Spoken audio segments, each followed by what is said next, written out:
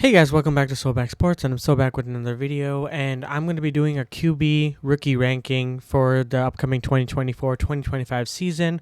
This is a preseason ranking, so this could be very accurate or very inaccurate, so we'll see what happens throughout the season. But before we get into today's video, please don't forget to like and subscribe. It really means a lot to the channel. It really helps me create content like this for you guys, so please subscribe. We have 11 quarterbacks that were selected in the 1st through 7th round of the NFL draft, and we're going to be going over it. So the tiers are Offensive Rookie of the Year candidate, pretty self-explanatory, good, mid, not ready, and out for the season. So you're probably going to guess who is out for the season, and that is J.J. McCarthy. Unfortunately, he had one preseason game where he did really decent, and he, in practice, had a torn meniscus. So he's been sidelined for out of the season, and that's pretty self-explanatory. I think he's going to be a pretty solid addition to the Vikings quarterback room, but they have to stick with Sam Darnold for now. So what can you do? How unfortunate, really. And let's talk about one of the 7th round draft picks, and that is Michael Pratt from Tulane University. He's been selected from the Green Bay Packers, round 7, picked 245 overall. To be really honest, I don't think he's going to get any playing time this year, so I'm going to say he's not ready. You have a QB room with Jordan Love and Sean Clifford. Sean Clifford, from what I've been seeing, has been playing more of the snaps for the preseason, so I don't think Pratt is going to be playing anytime soon unless something crazy happens. I don't see him seeing the field whatsoever. I think this was just like for depth piece for the Packers. I don't think they're really looking forward to him playing, and maybe it's a developmental piece. Excuse me. And you know, he was off the board pretty late. He's a good value. And he will join Sean Clifford, and the quarterback room is Jordan Love, Sean Clifford, and Michael Pratt. Anyways, moving on to the next one is Devin Leary, who was drafted by the Baltimore Ravens, round 6, pick 218 overall. And he's from Kentucky University, and he's, pretty much fighting against Josh Johnson, Malik Cunningham, and probably even Lamar Jackson. Obviously, he's the first QB1. So, he's going to be definitely on a practice squad, very backup-oriented player. Nothing really too crazy. Ravens fans should really not be hopeful to see him on the field, to be honest. So, I'm going to say he's also not ready. He has a lot to kind of learn. He's a little bit in... That's why he was picked round 6 at the end of the day. And, yeah, just a practice squad player, just there for roster depth. Nothing really crazy to see. Joe Milton is the next quarterback, and we saw a little bit of what he did in the preseason. The first game against, I think it was the Panthers. I could be wrong. No, it was the Panthers. And he came in after Drake May and Jacoby Brissett, and kind of was the only interesting thing about the team that game. He didn't really have much going into the next couple of games of the preseason, but he did do a lot in his first preseason game, and he showed that he has the mobility, he has, the talent, but the question is, how good is that talent in game?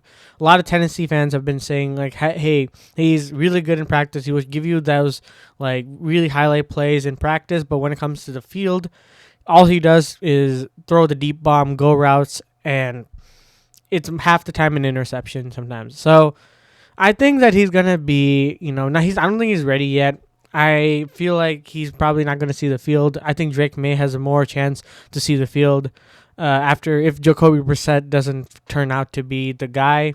And it's also a tanking year for the Patriots, so it's just seeing who in their quarterback room is going to be, the next up for after Tom Brady, and because clearly Mac Jones and Bailey Zappi aren't working, so yeah, we'll see what happens with him and going forward. Jordan Travis, who was drafted by the New York Jets, round 5, pick 171 overall. Yeah, nothing really much of note to say. He did play for FSU and he was mid round like projections for him, and clearly he is a mid round quarterback. Um, he'll be backing up Tyrod Taylor and Aaron Rodgers this season.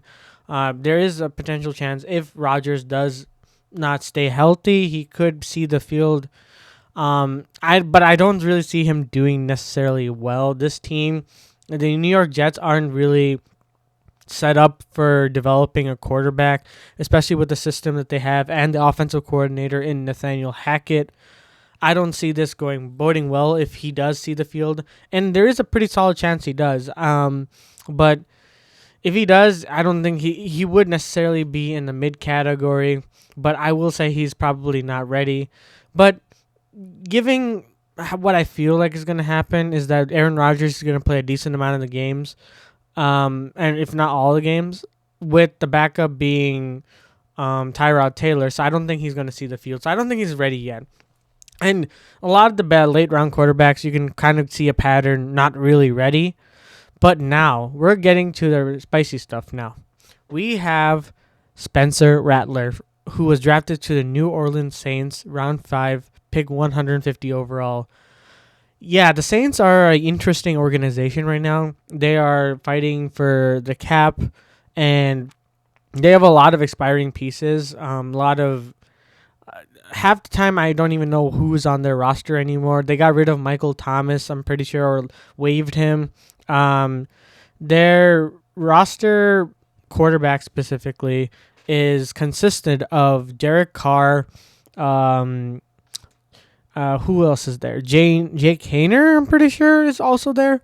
So he's really not joining anyone crazy because Saints fans clearly have stated how much they despise Derek Carr this past season, and Saints have paid a decent amount of money for him too, so they're going to get the most use out of Derek Carr until it's not possible.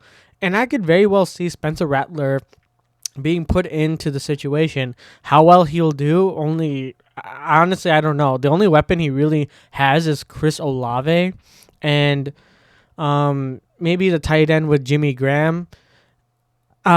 I'm not really very well versed with the Saints roster, but from what I can tell, Dennis Allen doesn't do them any favors. So with that being said, I think that he will be a little bit of a mid category. I don't think he's going to be anything crazy in his first year. And keep in mind, this is all first year rankings. So yeah, I'm excited to see what he does. If he gets the opportunity, I think he will definitely take advantage of it. Do I see him, carrying this team down to victory and to a playoff spot? Probably not. But, it will be fun to see, and it will probably give Saints fans some hope going into the next season. Next up is Bo Nix, and it has been a whirlwind when it comes to the takes for him because Bo Nix is seen as a mid-round or mid-tier quarterback that could probably go second or even third round. But he ended up going first round overall and picked 12 overall to the Denver Broncos. And the Broncos are in a very interesting situation as well, where they are kind of rebuilding right now. They're they got rid of Russell Wilson, took a heap load of his contract, and have to pay that off. But they wanted to appease Sean Payton because they paid a first-round pick, and Sean Payton apparently got his guy. And a lot of the characteristics that Bo Nix has reminds me of Drew Brees in a sense where, he's not necessarily the main thing is that he's going to Sean Payton, and Sean Payton loves a Drew Brees kind of quarterback.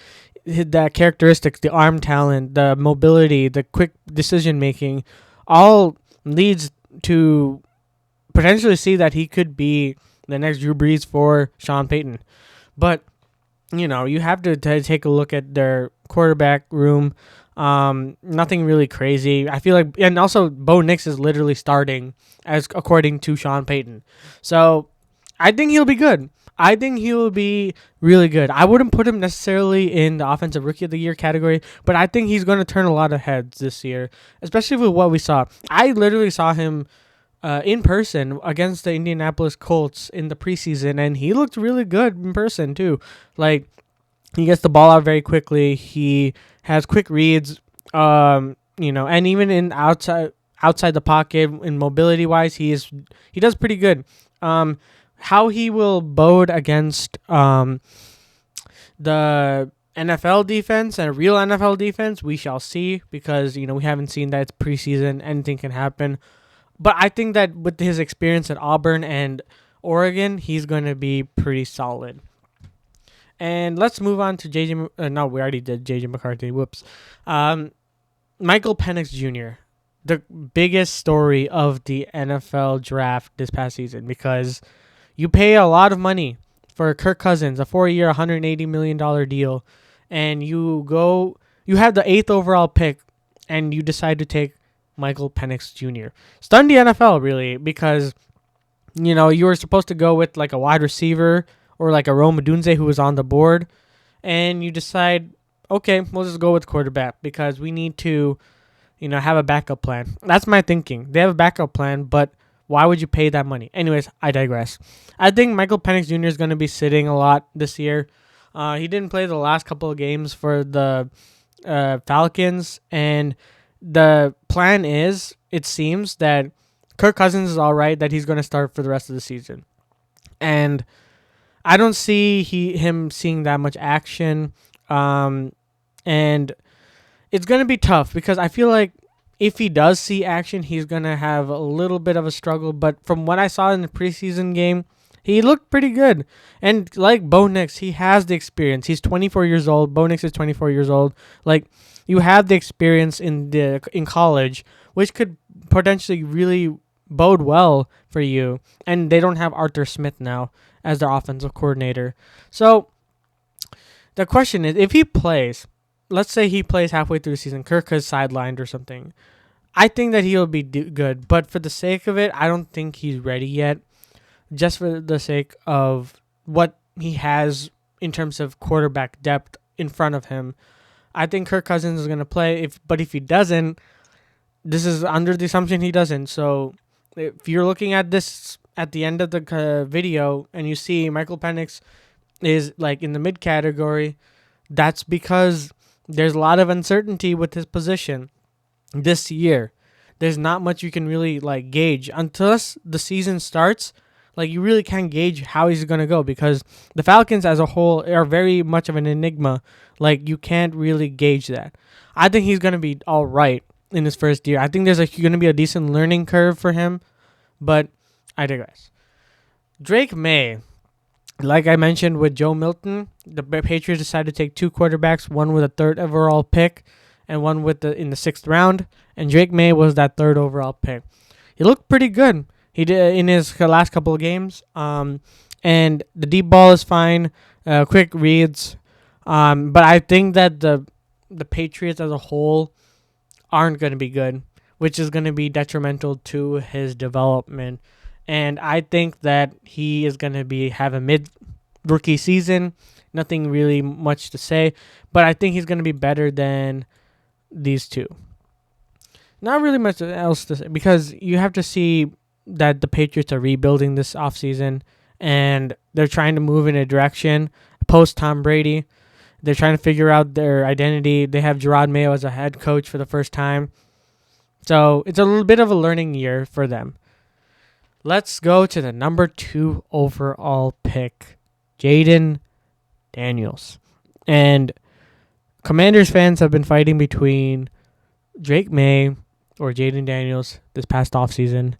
And there were even opportunities where he could have gone 1st overall, but there was no way with Caleb Williams as your quarterback number 1. But yeah, the Commanders had a really solid pick. The second best option. And he looked really good in his preseason. He had really flashy plays, a lot of deep balls. He even audibled out of a play to throw a deep ball to the sideline. Very, very beautiful play. Rushing touchdown, passing touchdown. Looked pretty good. I think he's going to be one of the few offensive rookie of the year candidates, especially with a team that like the Commanders that are desperate for good quarterback play. They've been through a gauntlet of quarterback carousel, and they're looking for their guy, and they could very well have their guy if he is safe, if he doesn't take the unnecessary hits and continues to play like how he did in the preseason. And with Dan Quinn as your head coach, which some people could be say like, that's not you can't really have a defensive minded head coach as your head coach. Like, I think he's gonna be still fine. I feel like the scheming is gonna be all right. Terry McLaurin is gonna be used a lot and is gonna be help a lot for Jaden Daniels' development. And I mean, getting rid of Jahan Dotson will definitely hinder his growth, but I think that will allow the opportunity for a young wide receiver in the room to blossom. And I think Jaden Daniels can give it that. Now on to the number 1 overall pick for the Bears. Chicago Bears quarterback Caleb Williams. And you got to put him here because I think that he is set up for immense success with the team he has around him and with the coaching staff, with Hard Knocks, with the chemistry that they've built. You can be nothing but excited for the Chicago Bears. As biased as it sounds, this is going to be our year, man. This is going to be our year. And I really hope for the best. I'm not going to put too much overconfidence like I did last year. I'm going to temper them. But I have good feeling about this season, nonetheless. Caleb, coming from out of USC, very solid quarterback, very great preseason, what he has shown. He didn't play the last preseason game against the Chiefs, but had great showings against the starters and the backups against the Cincinnati Bengals and the Buffalo Bills. A lot of good things to say about his play, how he does quick reads, throwing on time, out of the pocket, maneuvering, scrambling for the first down. What more can you really say? Deep ball, beautiful. And playing through adversity too. Being a quarterback that was starting the game 0-3 on 3 and outs. So, and he was able to finish the game, and they won by a lot. They were 4-0 in the season, right, in the preseason. Expect a lot of great things from these two quarterbacks. And that's it for this video. Look at this tier list. Let me know if you love it, you hate it, and let me know if you would make any changes to these quarterbacks. And let me know your thoughts about each of these quarterbacks and whether, maybe a sleeper pick could be an offensive rookie of the year candidate. You never know. And yeah, that's it for this video. Please don't forget to like and subscribe again. It really means a lot to the channel. Follow my Twitter as well for more updates and my thoughts. And as always, I'll see you guys in the next one.